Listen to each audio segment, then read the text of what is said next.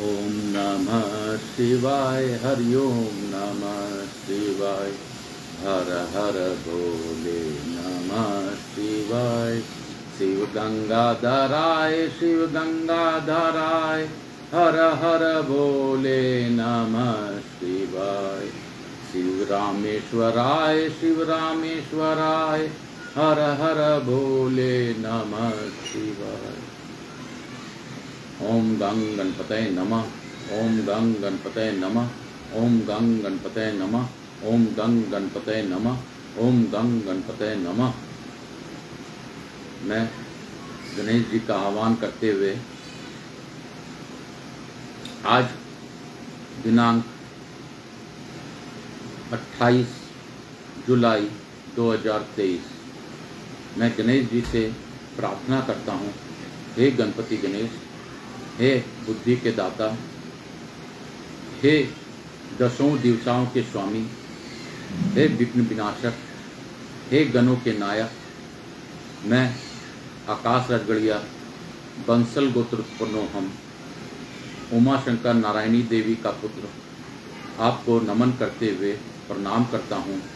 आपसे अनुरोध करता हूँ कि जो शिव महापुराण मैं आज सुना सकूँ वो लोगों को समझ में आए और मेरी बातों से लोग शिव चर्चा के लिए अग्रसित रहें और उनको शिव के बारे में पता चल सके, क्योंकि संत शिव महापुराण कथा का सार बताते हैं या कथा का संस्कृत में बताते हुए कुछ श्लोक आगे का कथा बताते हैं, लेकिन कई जगह विवाद उठ जाते हैं तो लोगों को कई बात बोलते हैं कि फलाने गुरु ने गलत बताया, उसने गलत बताया, जबकि ऐसा कहीं नहीं है। गुरुदेव लोग जितने भी गुरु हैं सभी गुरु और संत अपनी वाणी द्वारा जो सार होता है पुराणों का वही बताते हैं। जैसे ये बात भी सच है कि समस्त गुरुओं को जब वह कथा पढ़ते हैं, किसी प्रकार का पुराण पढ़ते हैं, उनको रात में स्वप्न में समस्त लोक दिखाई देता है। जैसे आपको यह तो पता होगा कि बाल्या डाकू नारद मुनि के सत्संग से वाल्मीकि जी बन गया, और यह भी सत्य है वाल्मीकि जी ने रामायण राम जन्म काल के पूर्व ही लिख दी थी। तो यह सत्य है, उसी प्रकार सत्य है जितना प्रकार हमारे भोलेनाथ सत्य हैं, क्योंकि वही सत्य हैं। एकमात्र सत्य अगर कोई है इस सृष्टि में तो सत्यम शिवम सुंदरम, सत्य शिव के समान सुंदर है और सत्य ही अपूर्ण है। तो मैं आपको मैंने क्या बता सकता हूँ, मैं तो जो सुनता हूँ वही बता सकता हूँ कि भोलेनाथ हमारे सबके स्वामी हैं। मैं आज की कथा प्रारंभ करने से पहले आप सबों को नमन करता हूँ, और नमन करते हुए आपको 2 मिनट 1 मिनट जो भी हो आप हमारे साथ नाम जाप करें। उसके उपरांत आगे का कथा मैं हिंदी में पढ़ूंगा। श्री शिवाय नमस्तुभ्यं। ओम नमः शिवाय। श्री शिवाय नमस्तुभ्यं। ओम नमः शिवाय। श्री शिवाय नमस्तुभ्यं। ओम नमः शिवाय। श्री शिवाय नमस्तुभ्यं। ओम नमः शिवाय। श्री शिवाय नमस्तुभ्यं। ओम नमः शिवाय। श्री शिवाय नमस्तुभ्यं। ओम नमः शिवाय। श्री शिवाय नमस्तुभ्यं। ओम नमः शिवाय। शिव काशी शिव काशी शिव काशी शिव काशी शिव काशी शिव काशी शिव काशी शिव काशी, जो बोले शिव काशी उसका बेड़ा पार हो। हर हर भोले हर हर महादेव शंकर शंभो। प्रथम मैं शिव महापुराण का दर्शन आप लोगों को करवाता हूँ। ये शिव महापुराण गीता प्रेस गोरखपुर द्वारा लिखित है और इसी का मैं आज दूसरे अध्याय दूसरे अध्याय तक कल पढ़ा था। आज तीसरे अध्याय को प्रवेश करूँगा, जो कि रुद्र संहिता का तीसरा अध्याय है। और मेरे भोलेनाथ बहुत ही दयालु हैं, जिन्होंने मुझे आप लोगों के लिए कष्टों को कम करने के लिए इस पाठ को हिंदी में सुनाने का अवसर दिया। मैं अपने पूर्वजों को नमन करते हुए आप सबों को यह ध्यान दिलाते हुए कि आपके इस कथा में कहा गया है कि 71 पीढ़ियों को तारती है और सुनने मात्र से, देखने मात्र से, महापुराण का दर्शन मात्र से आपके सभी कष्टों का नाश होता है, ऐसा इस कथा में बताया गया है। तो मैं आगे का कथा प्रारंभ करता हूँ। आज का कथा माया निर्मित नगर में शील निधि की कन्या पर मोहित हुए नारद जी का भगवान विष्णु ने उनका रूप मांगना, भगवान का अपने रूप के साथ वानर का सा मुँह देना, कन्या का भगवान को वरण करना और कुपित हुए नारद का शिवगणों को श्राप देना। ऋषिगण बोले, हे सुत, हे महाभाग, हे व्यास शिष्य, आपको नमस्कार है। हे तात, कृपा पूर्वक अपने आप सभी को जो कथा सुनाई है यह निश्चित ही आश्चर्यजनक है। हे तात, मुनि के चले जाने के पश्चात भगवान विष्णु ने क्या किया और नारद जी कहाँ गए, यह सब आप हम लोगों को बताएं। व्यास जी बोले, उन ऋषियों को बात सुनकर पुराणिकों श्रेष्ठ तथा बुद्धिमान सूत जी नाना प्रकार की सृष्टि करने वाले शिव का स्मरण करके कहने लगे। सूत जी बोले, हे महर्षियों, उन नारद मुनि के इच्छानुसार वहाँ से चले जाने पर भगवान शिव की इच्छा से माया विशारद श्री हरि ने तत्काल अपनी माया प्रकट की। उन्होंने मुनि के मार्ग में एक विशाल 100 योजन विस्तार वाले अद्भुत तथा अत्यंत मनोहर नगर की रचना की। भगवान ने उसे अपने बैकुंठ लोक से भी अधिक रमणीक बनाया था। नाना प्रकार की वस्तुएं उस नगर में शोभा बढ़ाती थी। वहाँ स्त्रियां और पुरुषों के लिए बहुत से विहार स्थल थे। वह नगर चारों वर्णों के लोग से युक्त था। वहाँ शीलनिधि नामक ऐश्वर्यशाली राजा राज करते थे। वह अपने पुत्री का स्वयंवर करने के लिए उद्यत थे। अतः उन्होंने महान उत्सव का आयोजन किया। उन्होंने अपने महान उत्सव का आयोजन किया था। उनके कन्या का वरण करने के लिए उत्सुक हो चारों दिशाओं से बहुत से राजकुमार आए थे, जो नाना प्रकार की वेशभूषा सुंदर शोभा से प्रकाशित हो रहे थे। उन राजकुमारों से वह नगर भरा पूरा दिखाई देता था। ऐसा राजनगर देख नारद जी मोहित हो गए। वे कौतुकी कामासक्त नारद राजा शीलनिधि के द्वार पर गए। मुनिश्रेष्ठ नारद को आया देखकर राजा शीलनिधि उन्हें श्रेष्ठ रत्न में सिंहासन पर बिठाकर उनका पूजन किया। तत्पश्चात राजा ने श्रीमती नामक अपने सुंदरी कन्या को बुलवाकर उससे नारद जी के चरणों में प्रणाम करवाया। इस कन्या को देखकर नारद मुनि चकित हो गए और बोले, हे राजन, ये देव कन्या के समान सुंदरी तथा महाभाग्यशालिनी कन्या कौन है? उनकी यह बात सुनकर राजा ने हाथ जोड़कर कहा, हे मुनि, यह मेरे पुत्री है, इसका नाम श्रीमती है। अब इसके विवाह समय आ गया है। यह अपने लिए सुंदर वर चुनने के निमित्त स्वयंवर में जाने वाली है। इसमें सब प्रकार के शुभ लक्षण लक्षित होते हैं। हे महर्षि, आप जन्म जातक ग्रहों के अनुसार इसका संपूर्ण भाग बताएं और यह मेरी पुत्री कैसा वर प्राप्त करेगी यह भी कहें। राजा के इस प्रकार पूछने पर काम से विहुल हुए मुनिश्रेष्ठ नारद इस कन्या को प्राप्त करने की इच्छा मन में लिए राजा को संबोधित करके वह वाक्य बोले, हे भूपाल, आपको यह पुत्री समस्त शुभ लक्षणों में से संपन्न, परम सौभाग्यशाली, धनी और साक्षात लक्ष्मी जी को भांति समस्त गुणों की आधार है। इसका पति निश्चय ही भगवान शंकर के समान वैभवशाली, स्वयं सर्वेश्वर, किसी से पराजित न होने वाला, वीर, काम विजयी तथा संपूर्ण देवताओं में श्रेष्ठ होगा। ऐसा कहकर राजा से विदा लेकर इच्छा अनुसार विचरने वाले नारद मुनि वहां से चले गए। वे काम के वशीभूत हो गए थे। शिव को माया ने उन्हें विशेष मोह में डाल दिया था। वे मुनि मन ही मन सोचने लगे कि मैं इस राजकुमारी को कैसे प्राप्त करूं। स्वयंवर में आए हुए नरेश में से सबको छोड़कर यह एकमात्र मेरा ही वरण कैसे करे।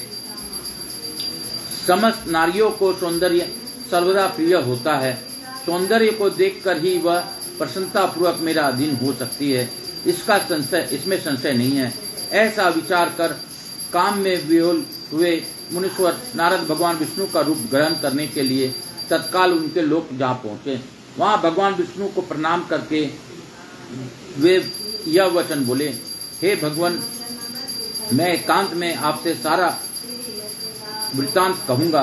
तब बहुत अच्छा यह कहकर शिव इच्छित कर्म करने वाले लक्ष्मीपति श्री हरि नारद जी के साथ एकांत में जा बैठे और बोले, हे मुने, अब आप अपनी बात कहिए। तब केशव से मुनि नारद जी ने कहा। नारद जी बोले, हे भगवान, आपके भक्त जो राजा शील निधि हैं, वे सदा धर्म पालन में तत्पर रहते हैं। उनकी एक विशाल लोचना कन्या है जो बहुत ही सुंदर है। उसका नाम श्रीमती है। वह जगनो मोहिनी के रूप से विख्यात है और तीनों लोकों में सबसे अधिक सुंदरी है।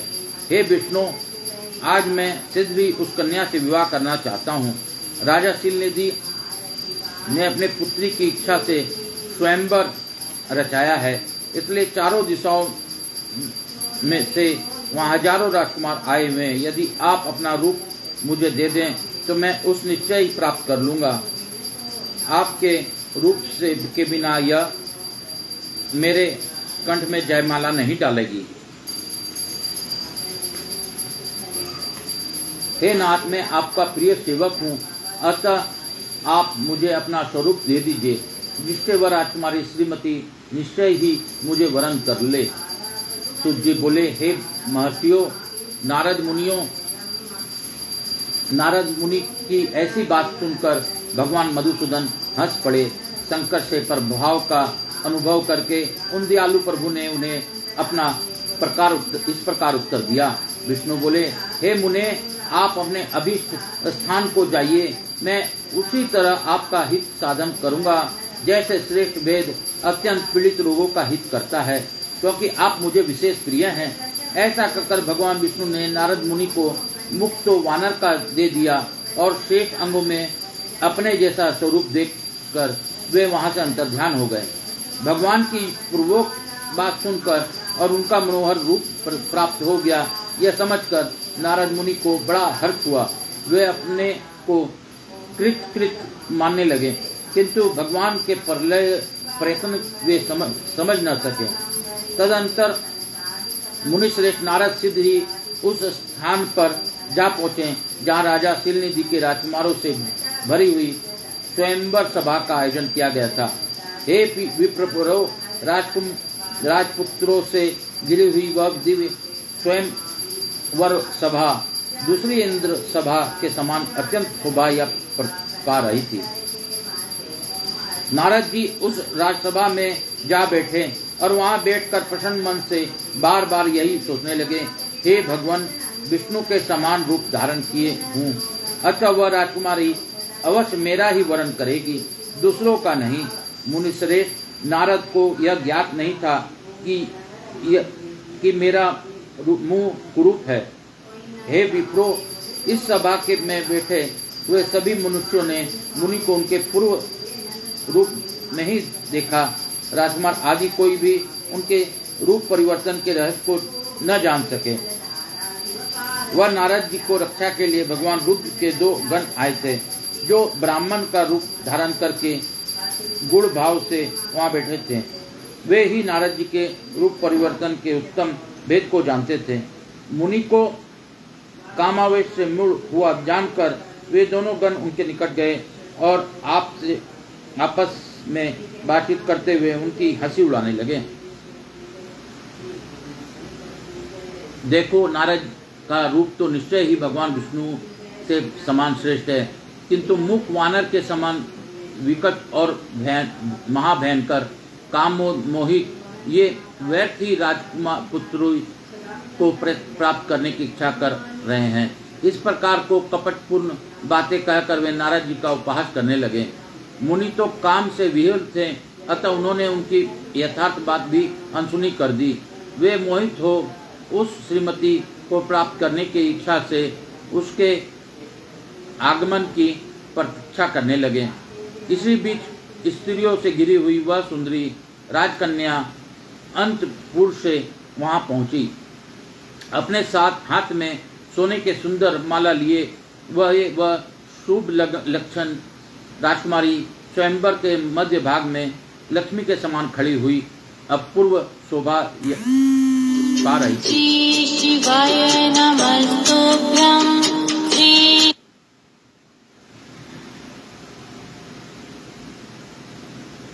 उत्तम व्रत का पालन करने वाली वह भूप कन्या हाथ में माला लेकर अपने मन के अनुसार वर का अन्वेषण करती हुई सारी सभा में भ्रमण करने लगी। नारद मुनि का भगवान विष्णु के समान शरीर और वानर जैसा मुंह देखकर वह कुपित हो गए और उनकी ओर से दृष्टि हटाकर प्रसन्न मन से दूसरी ओर चली गई। स्वयंवर सभा में अपने मनोवांछित वर को न देखकर वह दुखित हो गई। राजकुमारी उस सभा के भीतर चुपचाप खड़ी रह गई और उसने किसी को गले में जयमाला नहीं डाली। इतने में राजा के समान वेशभूषा धारण किए हुए भगवान विष्णु वहां आ पहुंचे। किन्हीं दूसरे लोगों ने उनके वहां नहीं देखा, केवल उस कन्या ने ही उसे देखा। भगवान को देखते ही उस परम सुंदरी राजकुमारी का मुख प्रसन्नता से खिल उठा। उसने तत्काल ही उनके कंठ में वह माला पहना दी। राजा का रूप धारण करने वाले भगवान विष्णु उस राजकुमारी को साथ लेकर तुरंत अदृश्य हो गए और अपनी धाम में जा पहुंचे। इधर जब राजकुमार श्रीमती को और से निराश हो गए, नारद मुनि तो काम वेदना से आतुर हो रहे थे, इसलिए वे अत्यंत विह्वल हो उठे।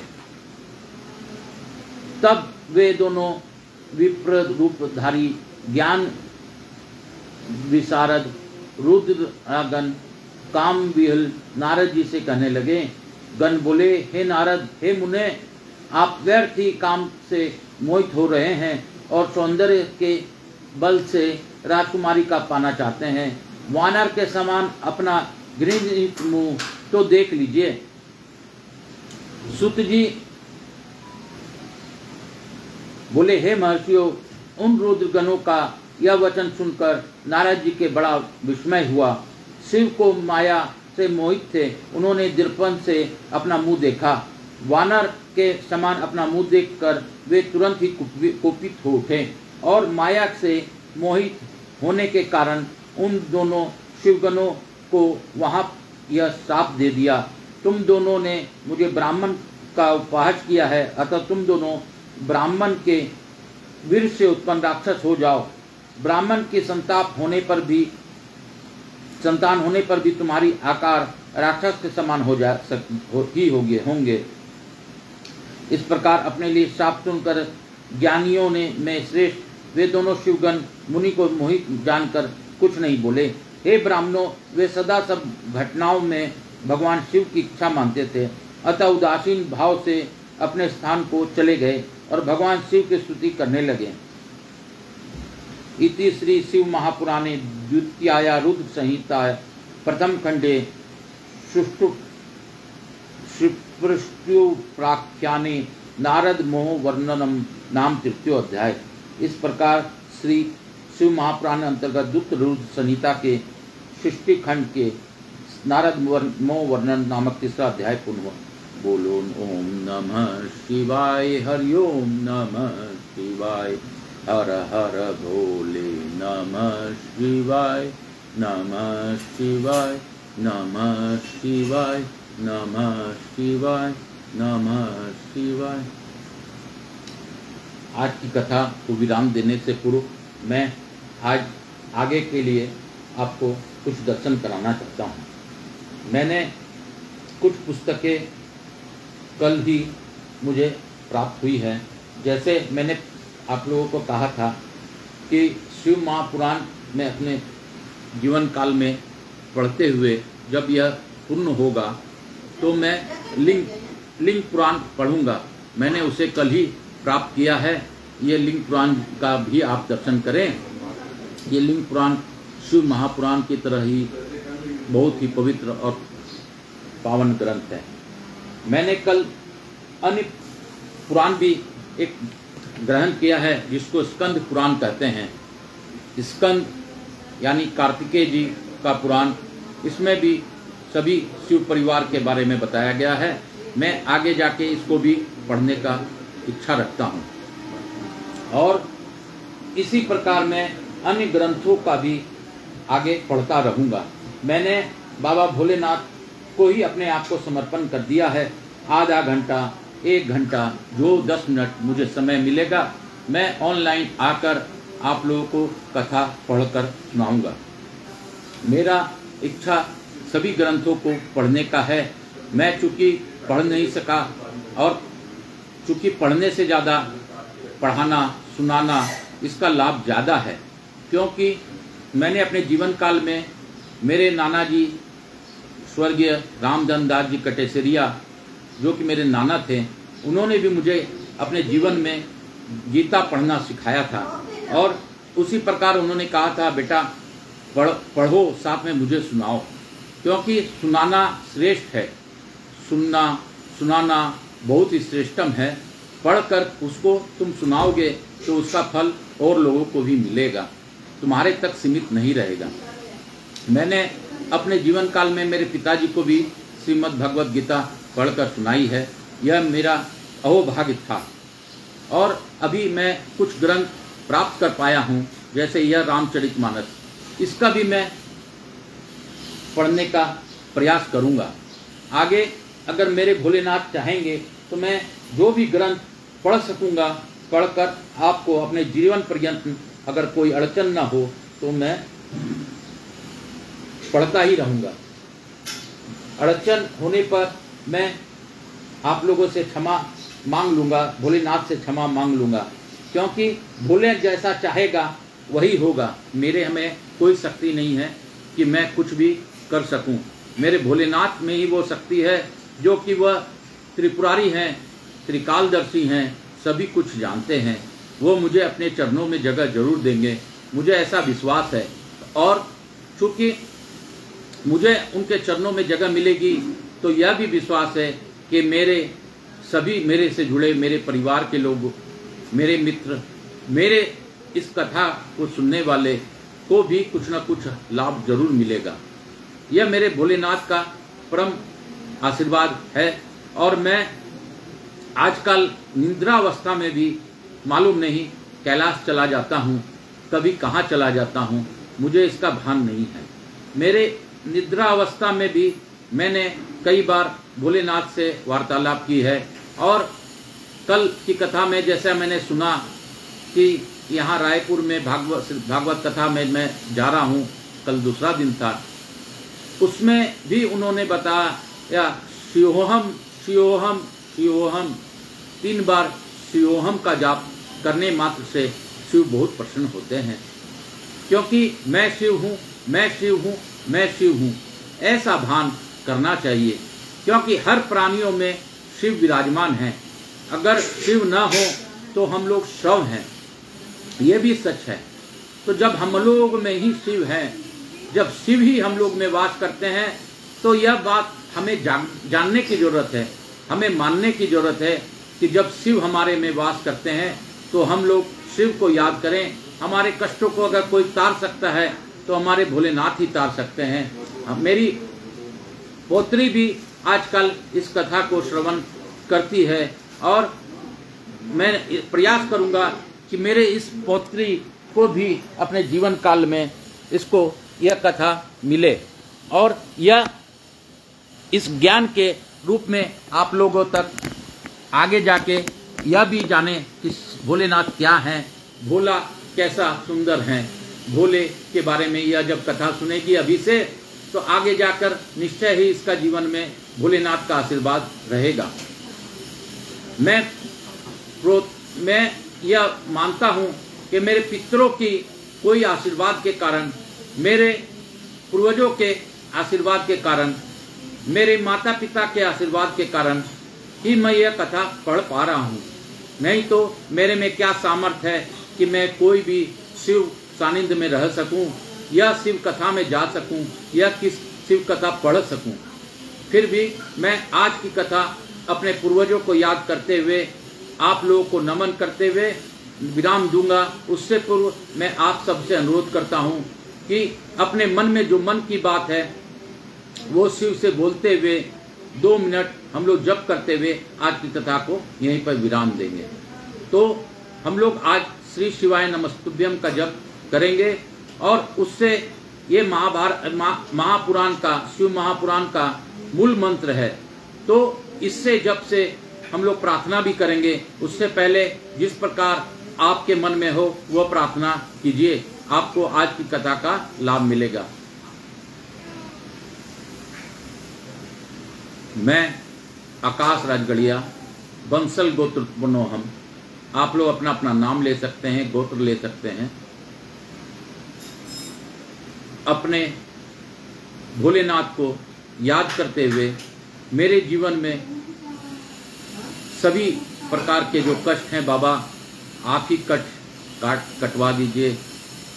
मैं अपना सारा, आपके सिवा मेरे इस जग में है भी नहीं कोई, क्योंकि आप तो जानने वाले हैं, आप दयालु हैं। हे दया सिंधु, मैं आपका नाम स्मरण करता हूँ।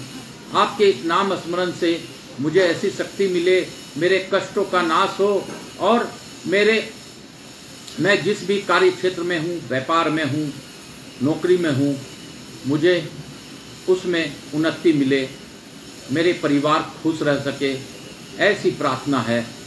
आप लोग जो भी कष्ट हो बाबा को बोल सकते हैं, क्योंकि बाबा ही एकमात्र देने वाले हैं और कोई नहीं, क्योंकि शिव ही देते हैं, इसीलिए शिव भोले भाले हैं। श्री शिवाय नमस्तुभ्यं, श्री शिवाय नमस्तुभ्यं, श्री शिवाय नमस्तुभ्यं, श्री शिवाय नमस्तुभ्यं, श्री शिवाय नमस्तुभ्यं, श्री शिवाय नमस्तुभ्यं, श्री शिवाय नमस्तुभ्यं, श्री शिवाय नमस्तुभ्यं, श्री शिवाय नमस्तुभ्यं, श्री शिवाय नमस्तुभ्यं, श्री शिवाय नमस्तुभ्यं, श्री शिवाय नमस्तुभ्यं, श्री शिवाय नमस्तुभ्यं, श्री शिवाय नमस्तुभ्यं, श्री शिवाय नमस्तुभ्यं, श्री शिवाय नमस्तुभ्यं।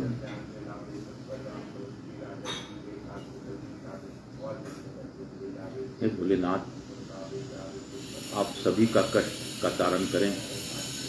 हे प्रभु, आपकी लीला, प्रभु का माया हम लोग नहीं जानते हैं। आप क्या मुझसे कराना चाहते हैं, किसका कल्याण कराना चाहते हैं, मैं नहीं जानता। आपने मेरे मन में एक विचार दिया कि मैं लाइव आकर ग्रंथों को सुना सकूं, ऐसा अवसर प्रदान किया।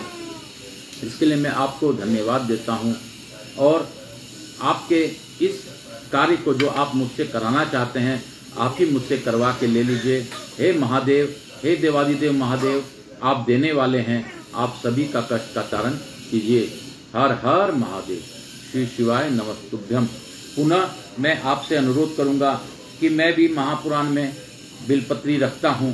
आप लोग भी अपने जहां पर आप लोग बैठे हैं वहां शिव का ध्यान कर एक बेलपत्र अवश्य रखें और इसे चढ़ा कर मान लीजिए कि आपने भाव से रखिए कि हम महापुराण में चढ़ा रहे हैं और महापुराण का बिलपत्री है ये, ऐसा भान कर लीजिए, क्योंकि महापुराण में बेलपत्र चढ़ा हुआ औषधि का कारण है, औषधि बन जाता है। तो वह आप जब पुण्य कथा होने के बाद, विराम होने के बाद आप उसका सेवन कीजिए और अपने परिवार में सभी लोगों को बांटिए, आपको उसका फल मिलेगा। आप उनसे प्रार्थना कीजिए भोलेनाथ से कि हे बाबा, इससे मेरा यह शारीरिक कष्ट है, जो भी कष्ट है उसको मन में बांध लीजिए, बांट लीजिए, बता दीजिए और उसके बाद उसका ग्रहण कर लीजिए श्री शिवाय नमस्तुभ्यम बोल के। मैं पूर्ण विश्वास के साथ कह सकता हूं कि आपके सभी रोग जल्द से जल्द ठीक होंगे और मेरे भोलेनाथ की विशेष कृपा आप लोगों पर बनी रहेगी। मैं आज आपको क्या बोल सकता हूं, बता सकता हूं, बस यही है कि मेरे भोलेनाथ की दया है मुझ पर और मेरे भोलेनाथ की दया से मैं आज आप लोगों को सभी प्रकार के लिंग पुराण, स्कंद पुराण का दर्शन करा पाया और शिव महापुराण का दर्शन करा पाया। इसमें बाबा भोलेनाथ मेरी कृपा, अपनी कृपा हम सबों पर बनाए रखें। हर हर महादेव, श्री शिवाय नमस्तुभ्यम। हर हर महादेव, श्री शिवाय नमस्तुभ्यम।